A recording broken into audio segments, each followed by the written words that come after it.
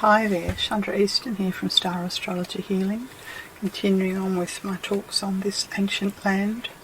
I'm up in the far western part of the Northern Territory, just about to cross over into WA, and I've ventured into the Keep River National Park to take a walk. The walk's called the Gurundalan Walk, and I discover as I enter into this national park that it's all about Brolga dreaming, and the creation myth here is associated with Brolgas, and it's a fairly dramatic landscape. It really quite reminds me of the Wataka National Park further south in central Australia. There's masses of conglomerate sandstone that are soft and kind of, you know, they form these sort of honeycomb mounds, and there's lots of spinifex cushions and, as they say, diverse woodland. This is the land of the Mirrawong and the Gudgeburung people, and it's lovely to hear that they still have a voice in the local radio station.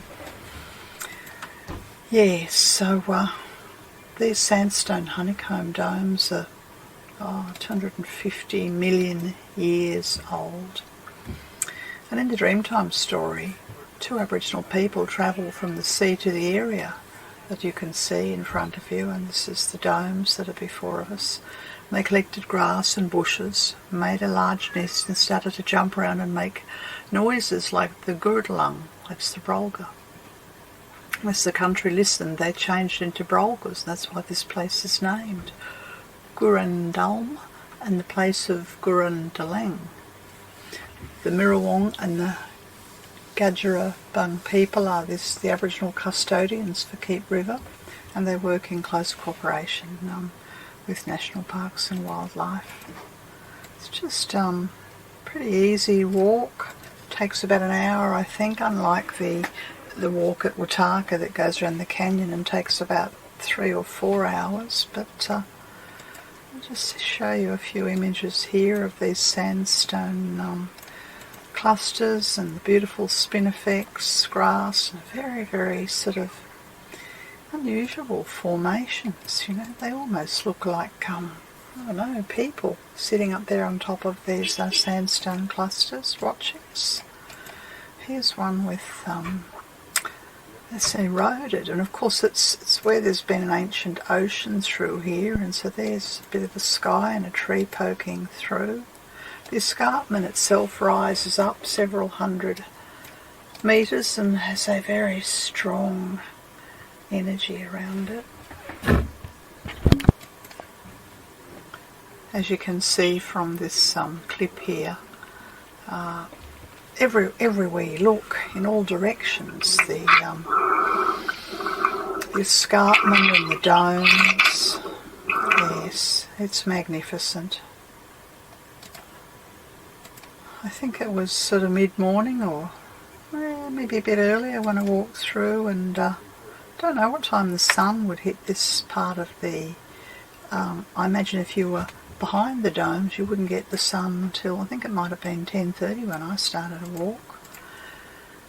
Yes, and of course they talk about how this region has in the times gone past been used to shelter people, because of course these rock ledges give a lot of shelter. And as I was driving into the national park, I haven't got any images of them here, there were some of the Livingstonian palms which are left over from when it was much wetter here, and they're the ones that are all over the Jabiru district. But here we are 500k southwest of Jabiru, I would say, 450. More, I've lost track, maybe it's 700k, yes, and so it's semi-arid. There's nothing tropical about it. You wouldn't want, I'm here and it's getting towards the end of June now, we've just passed the solstice, so I wouldn't like to be here in the height of summer. Some of the flowering trees are incredibly beautiful. There was wattle, and as I drove in there were also incredibly beautiful silky oaks. When you get a little bit of height, you can see the panorama Yeah, and panoramic it certainly is.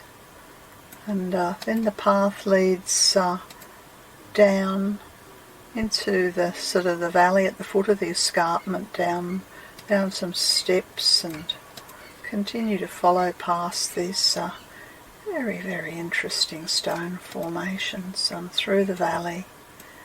As I said, wonderful acacias, incredibly beautiful, vibrant, golden wattles. You wonder how on earth they survive out here. I don't think the rainfall would be very high. It's dramatic and ancient geological structure. Yes, I don't know what this tree here is with this sort of, it's not a magenta, but it's a beautiful deep rose pink flowers. Yes, and then as I was, more wattles, as I was leaving the national park, I stopped at a place called Ginger Hill. And I discovered that this had been dedicated because to a gentleman whose name is Ginger Packsaddle Banminyari.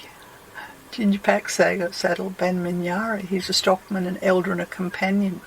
And he says the black fellas and the white fellas have to work together to look after the country. Never a truer word was said.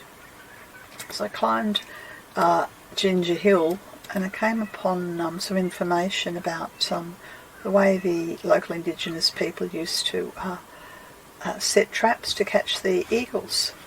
And of course I find that's a bit horrifying, but I suppose they're looking for livelihood and they're looking for food, and they build this sort of small stone structures and sit inside them and light a fire and lure the eagles down and then catch them. Yes, and there's the what do they call it?